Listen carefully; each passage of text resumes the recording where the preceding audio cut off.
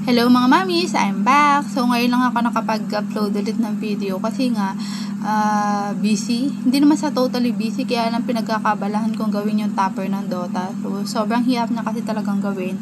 Tapos ito nga palang cake na to ay surprise cake or proposal cake or basta pulling cake siya.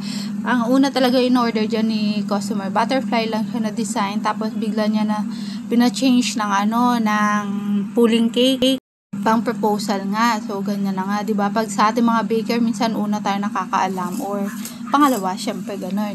Tapos, ang kulay nito ay dusty blue. Ay sobrang nagawa kong kulay, kaya ayan, nilagay ko na lang sa pinaka-bottom niya para kahit papano medyo may dark effect siya.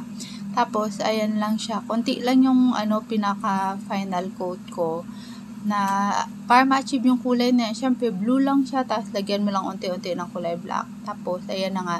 Yung box nga, naglalagay nga pala ako ng DIY box sa loob para sure na successful or hindi siya mahigpit kapag hinila. Kapag kasi yung nakarolyo lang, medyo mahigpit siya or basta medyo hindi ako ganun kakampante pa sa ganun. Kaya nasanay na din ako may DIY box. Tapos ayan na nga yung mga butterfly.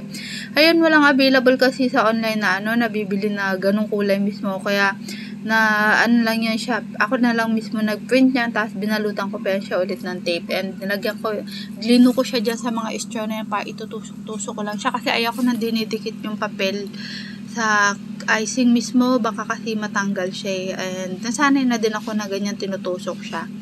Tapos nilagyan ko na din lang siya nung apat na yan, may spring per sa sample wala.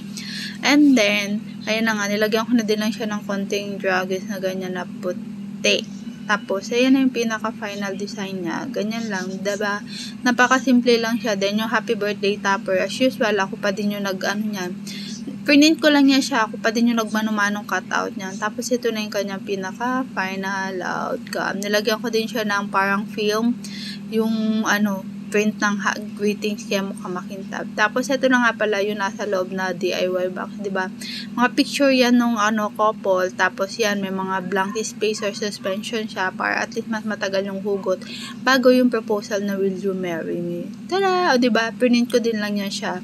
Ako lang yung nag-layout. Tapos ito na yung pinakadulo. Yun lang. Salamat sa inyo. Paalam. Ciao.